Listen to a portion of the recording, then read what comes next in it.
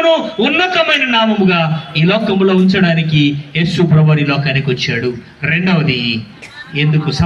ప్రజలు సమాధానం ఇవ్వడానికి, ప్రజలకు క్షేమాన్ని ఇవ్వడానికి, ప్రజల్లో నెమ్మదిని సంతోషము నింపడానికి ఆయన ఈ లోకానికి వచ్చాడు.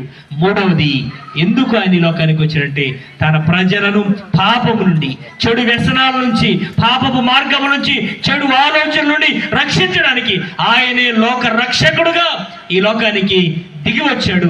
నాలుగో మాట ఎందుకు వచ్చాడు అంటే ప్రజల హృదయాలున్న భయము, పోరాటములు, యుద్ధములను మార్పివేసి బహుధైర్యము పుట్టించడానికి ఆయన ఈ లోకానికి వచ్చాడు. దేవునికి మహిమ కలుగును గాక.